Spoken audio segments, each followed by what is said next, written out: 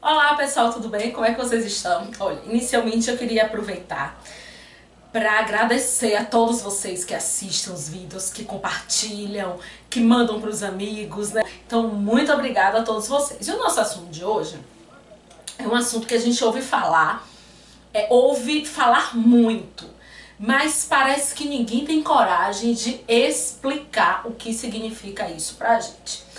Principalmente agora, depois da vitória do Eduardo Cunha para presidente da Câmara dos Deputados, nós ouvimos falar muito na expressão baixo clero. Até porque muita gente atribui a ele, né, a esse baixo clero, o fato do Eduardo Cunha ter conseguido se eleger com uma votação tão expressiva para presidente da Câmara. Eu vou explicar.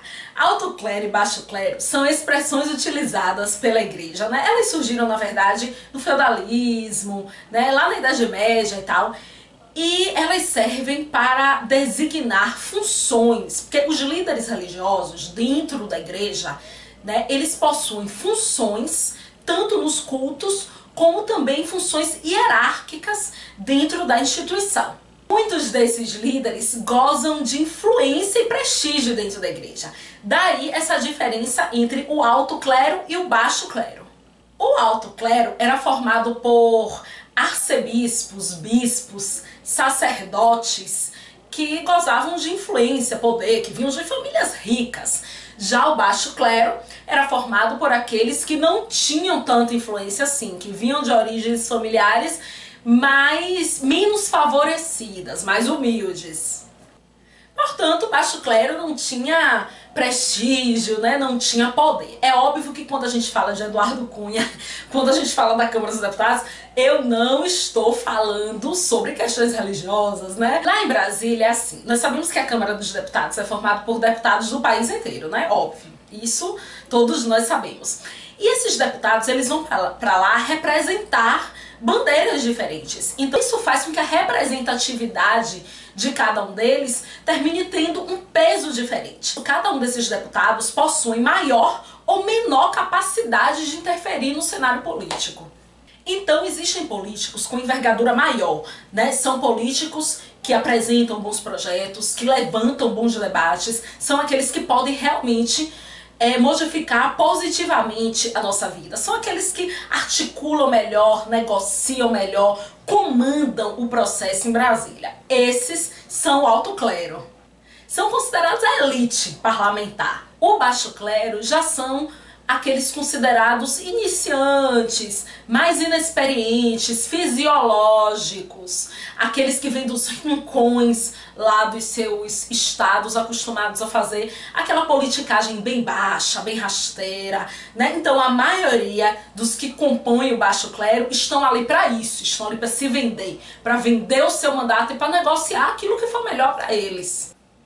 É claro que a gente ouve falar muito mais do baixo clero do que do alto clero. Primeiro porque o baixo clero está em maior quantidade. É muito difícil hoje a gente encontrar em Brasília deputados que realmente foram eleitos para representar, que tenham capacidade de articulação, que apresentem bons projetos e que influenciem o cenário político. Cada vez mais a política perde o brilho e vai afastando dela estadistas e pessoas sérias.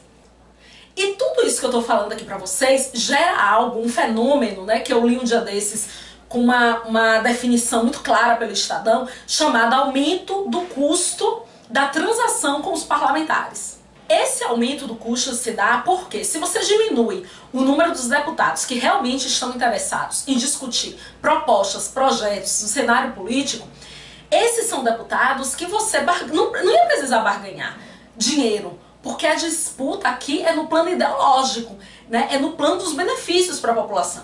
Se você aumenta o baixo clero, que é a gente que só está interessado em benefícios financeiros, cargos, tudo mais que eu falei aqui, então o custo da transação aumenta.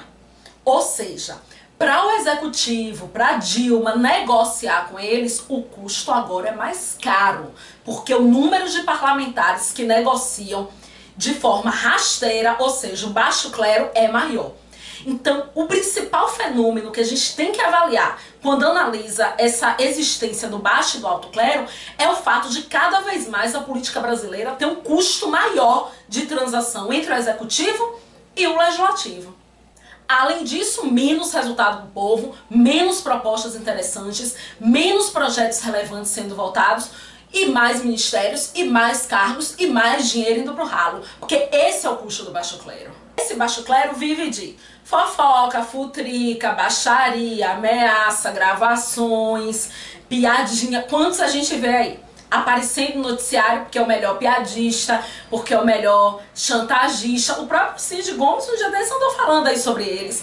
Esses são aqueles que vivem desses factoides, vivem de fazer gracinha pra jornal, vivem de ficar aparecendo na TV porque tem a frase de efeito, que não tem atuação nenhuma.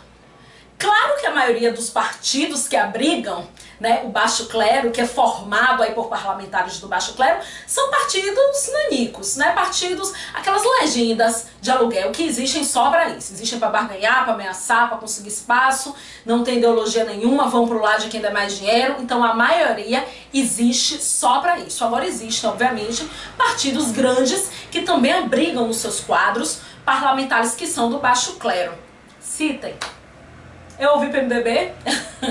Vocês que disseram, viu? Não fui eu que falei. Eu acho que eu ouvi PMDB, né? É claro que o PMDB tem inúmeras exceções, mas nele estão muitos desses que compõem o baixo clero. Agora vocês também já sabem o que é o baixo clero, né? O que é, o que comem e como se reproduzem. O que é? Eles são um grupo de políticos oportunistas, o que comem dinheiro público e como se reproduzem, geralmente se reproduzem em cativeiro. O cativeiro fica lá na Câmara dos Deputados. E dão muita cria, né? Muita cria. Em quantidade, também crias muito robustas, geralmente crias absolutamente adaptáveis a qualquer cenário, a qualquer temperatura.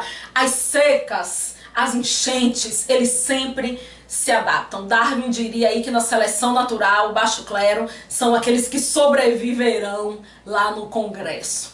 Pois é, gente. Então, o vídeo de hoje é sobre isso. Espero que vocês tenham gostado. Se você gostou, clica aí no joinha e não deixe de mandar sua opinião, tá? E mandem sugestões de vídeo também para que eu grave e a gente consiga cada vez mais dialogar sobre política, tá bom? Clica aí no joinha e até o próximo vídeo. Um beijo. Tchau!